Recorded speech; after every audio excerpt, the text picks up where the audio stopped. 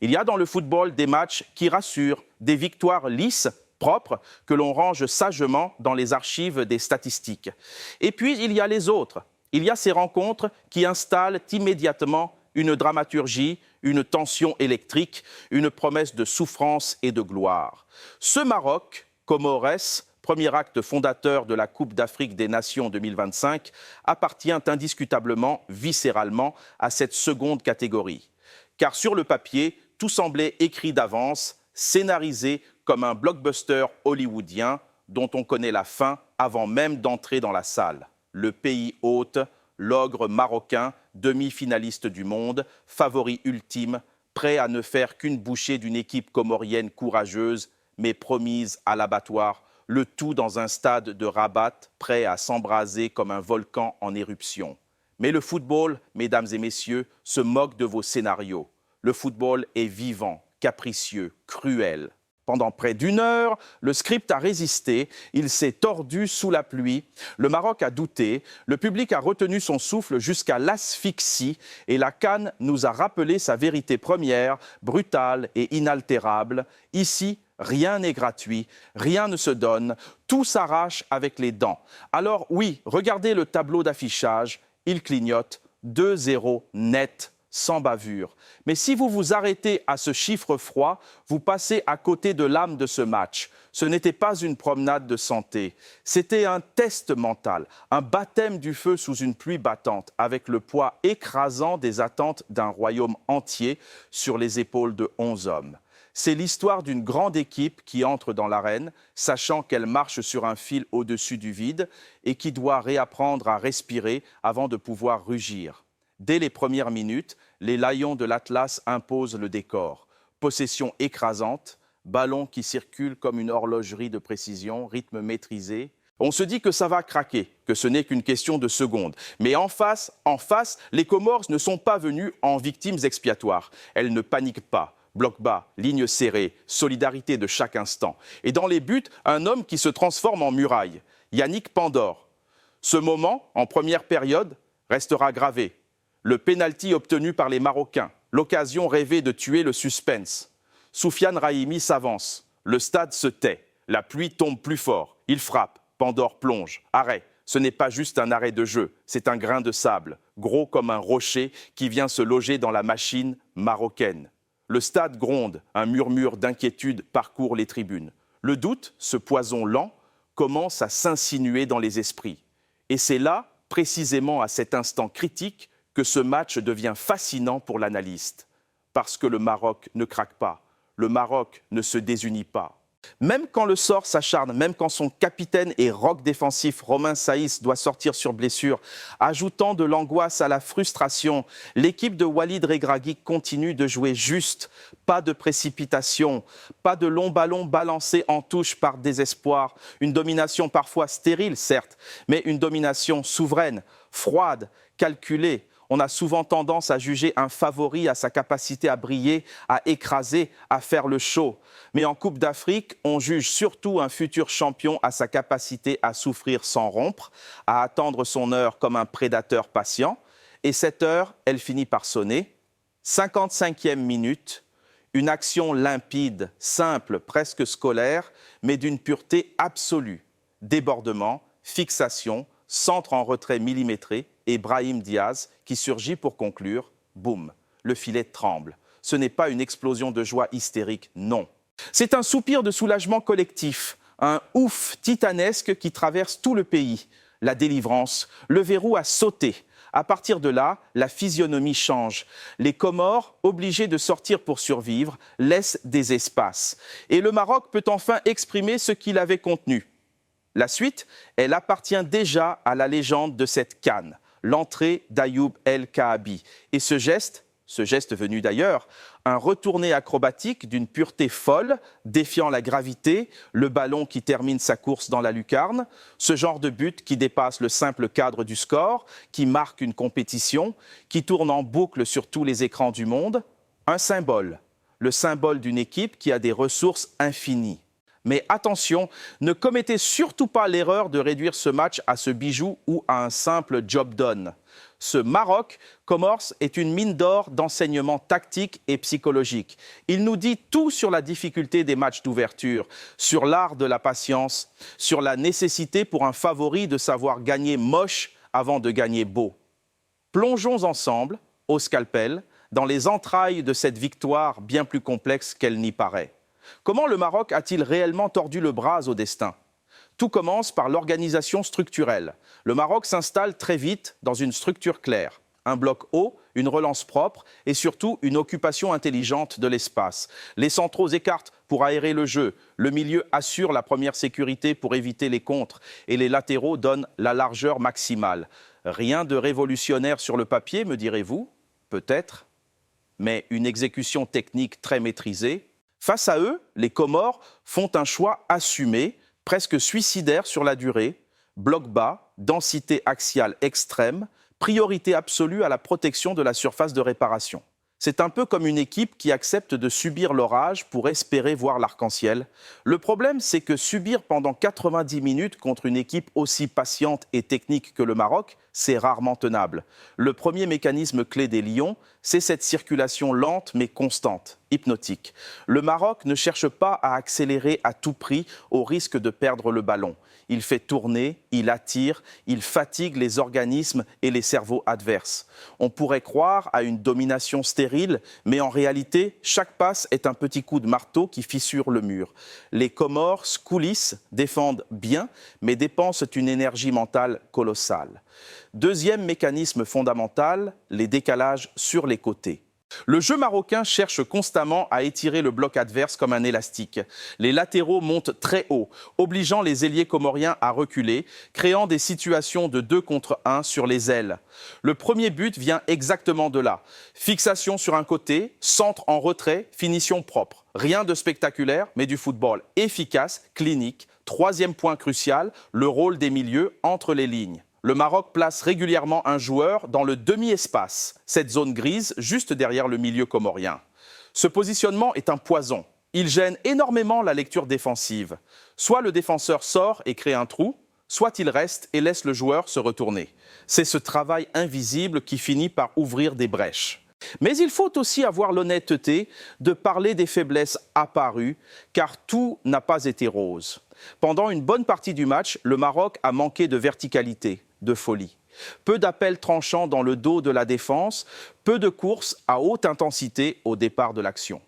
Résultat, les Comores pouvaient rester compacts sans se sentir réellement en danger de mort. C'est là que le coaching de Regragui fait la différence. L'entrée d'El Kaabi change la nature des appels. Plus de projection, plus d'agressivité dans la surface, plus de faim. Son but n'est pas seulement spectaculaire, il est révélateur tactiquement. Quand le Maroc attaque la profondeur avec conviction, le bloc adverse craque. Il y a aussi un aspect mental très fort à souligner. Après le pénalty manqué, beaucoup d'équipes, même des grandes, auraient forcé, auraient paniqué. Le Maroc, lui, continue à jouer juste. Pas de centre précipité vers personne, pas de frappe lointaine inutile pour se débarrasser du ballon. Une forme de maturité collective qui ne se voit pas toujours dans les statistiques, mais qui se ressent dans le pouls du match. Enfin, un détail souvent sous-estimé, la gestion des temps faibles. Juste après l'ouverture du score, les Comores tentent de réagir. Un sursaut d'orgueil, une transition, une frappe, un arrêt décisif. Ce moment-là est crucial. Le Maroc ne recule pas trop, ne se désorganise pas et coupe immédiatement l'élan adverse. Dans un tournoi, ces séquences valent de l'or. Ce match nous apprend donc une chose essentielle. Le Maroc version CAN 2025 n'est pas seulement une équipe de talent, c'est une équipe qui sait attendre, analyser, corriger et frapper au bon moment. Dans la suite de cette analyse, il est urgent de corriger certaines erreurs de lecture, ces fake news tactiques qui circulent déjà et qui faussent la compréhension du niveau réel de ce Maroc. Première erreur fréquente, le Maroc a mis trop de temps à marquer, donc ce n'était pas convaincant. C'est une lecture très superficielle. En CAN, surtout lors d'un match d'ouverture à domicile, la difficulté n'est pas de produire du jeu, mais de résister à l'impatience, à la pression du public qui veut un but tout de suite. Le Maroc a dominé sans s'exposer. Il n'a jamais perdu le contrôle émotionnel du match. Ce genre de victoire est souvent plus précieux pour la suite qu'un 4-0 spectaculaire, mais déséquilibré, contre une équipe faible. Deuxième erreur, les Comores étaient trop faibles. C'est faux et presque injuste pour eux. Les Comores ont joué exactement le match qu'elles devaient jouer. Bloc bas cohérent, discipline tactique, solidarité, un gardien en feu. Pendant 1 heure, elles ont fait déjouer le favori. Et c'est justement pour ça que cette victoire marocaine a de la valeur. En CAN, battre une équipe organisée qui refuse le jeu, même sans éclat permanent, est un vrai signal de force. Troisième erreur classique, le but d'El Kaabi, c'est un coup de chance. Le geste est exceptionnel, oui, digne des plus grands attaquants. Mais le contexte ne l'est pas. Ce but arrive à un moment précis, quand le Maroc a installé une pression constante, quand la défense recule, quand les centres deviennent plus nombreux et plus dangereux. Ce n'est pas un miracle, c'est la conséquence logique d'un rapport de force qui a basculé. Quatrième confusion fréquente, sans Hakimi titulaire, le Maroc était amoindri. En réalité, ce choix raconte autre chose, la gestion du tournoi. Le staff sait qu'une CAN ne se gagne pas au premier match, mais qu'elle peut se perdre à l'infirmerie. Préserver, faire tourner, adapter, c'est aussi ça, une équipe mature. Et malgré cette absence, l'équilibre collectif n'a jamais été remis en cause. Cinquième erreur, plus subtile, le Maroc doit absolument jouer plus vite pour aller loin. Pas forcément. Le Maroc doit surtout savoir quand accélérer. Sur ce match, il l'a fait au bon moment. Trop de vitesse trop tôt aurait exposé l'équipe aux transitions et aux contres comoriens. Or, ce sont souvent ces détails, ces pertes de balles stupides qui coûtent cher dans les phases à élimination directe. Maintenant, si on se place du point de vue du spectateur attentif, il y avait un vrai mode d'emploi pour lire ce match autrement. Ce qu'il fallait surveiller, ce n'était pas seulement le nombre d'occasions franches, mais la position moyenne du bloc marocain, toujours haut, la réaction après les temps faibles, immédiate, la qualité des centres en seconde période, en nette amélioration, et le comportement après l'ouverture du score, sérénité. Tous ces indicateurs étaient au vert. Alors, projetons-nous. Que nous dit ce match pour la suite de la compétition ? Les scénarios possibles sont désormais clairs. Ce Maroc-là est clairement construit, architecturé pour affronter différents types d'adversaires contre des blocs bas et regroupé comme les Comores. Il a prouvé qu'il peut patienter, user, grignoter et finir par trouver l'ouverture. Contre des équipes plus joueuses qui laisseront des espaces, il aura plus de liberté pour exploiter la profondeur avec ses flèches. La clé ne sera pas le système tactique, mais la capacité mentale à changer de rythme au bon moment. Un point essentiel à surveiller sur les prochains matchs, les 20 premières minutes.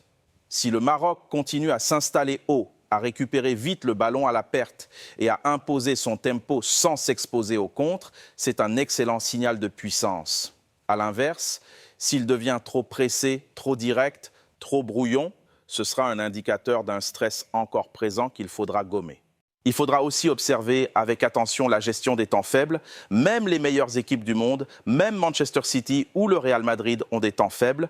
La différence entre un prétendant sérieux et un simple favori médiatique, c'est la réaction à ces moments-là. Sur ce match d'ouverture, la réponse a été propre, chirurgicale. Reste à confirmer quand l'adversité montera d'un cran face à des attaquants plus tranchants.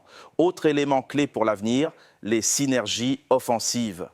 Quand les centres deviennent plus précis, quand les appels se multiplient et se croisent dans la surface, le Maroc devient une machine de guerre. Le duo centreur-finisseur, les projections tardives des milieux de terrain et les appels croisés seront déterminants pour aller chercher le trophée. Pour le supporter expert, voici les signaux simples à repérer en direct lors du prochain match. Si le Maroc gagne ses duels physiques dans les 20 premières minutes, bon signe. Si la ligne défensive reste haute sans paniquer à la perte de balle, contrôle du match, si les remplaçants entrent avec un impact immédiat, comme El Kaabi, profondeur de banc confirmée. Si l'équipe marque, puis verrouille rapidement le jeu, maturité collective. À l'inverse, les signaux d'alerte rouge seraient des centres forcés trop tôt dans la possession, une défense trop étirée sur la largeur ou une nervosité visible après une décision arbitrale contraire. Avant de conclure cette analyse approfondie, répondons à quelques questions brûlantes que beaucoup de supporters se posent déjà légitimement. Pourquoi le Maroc semble parfois lent dans ses transmissions? Parce qu'il choisit ses moments. En CAN, le contrôle vaut parfois mieux que la vitesse précipitée qui mène à la faute. Pourquoi ce match était plus compliqué que prévu? Parce que les matchs d'ouverture sont des pièges mentaux et que les Comores ont livré une prestation défensive de haut vol. Pourquoi le but d'El Kaabi est plus qu'un beau geste technique? Parce qu'il symbolise l'impact du banc et la capacité de ce groupe à finir un match, à tuer le suspense. Est-ce que ce Maroc est prêt pour aller au bout? Il a posé des bases solides, des fondations en béton. La suite dépendra de sa constance, de sa lucidité et de sa capacité à élever son niveau de jeu quand la montagne deviendra plus pentue. Pour finir, voici votre petit plan d'action de supporter expert pour les 7 prochains jours. Revoyez les 30 premières minutes du match à tête reposée. Observez les placements des joueurs sans ballon. Identifiez les circuits préférentiels côté droit et gauche. Repérez les joueurs qui donnent le tempo, les métronomes. Comparez l'impact des titulaires et des entrants. Un dernier mot important pour la route. Le football reste imprévisible, c'est sa beauté. Une CAN ne se gagne jamais en décembre sur un match d'ouverture, aussi maîtrisé soit-il. Mais elle peut se perdre. Le Maroc a évité le piège. Le Maroc est lancé. Respect des adversaires, recul dans l'analyse, plaisir du jeu. C'est aussi ça, suivre le football intelligemment. Si cette analyse vous a plu, vous savez ce qu'il vous reste à faire. Abonnez-vous, activez la cloche, laissez un like et surtout, dites-moi en commentaire quel détail tactique vous a le plus marqué dans ce Maroc Comores. Dans la prochaine analyse, on ira encore plus loin, on creusera encore plus profond avec un autre match clé de cette CAN 2025 qui ne fait que commencer. Le spectacle continue.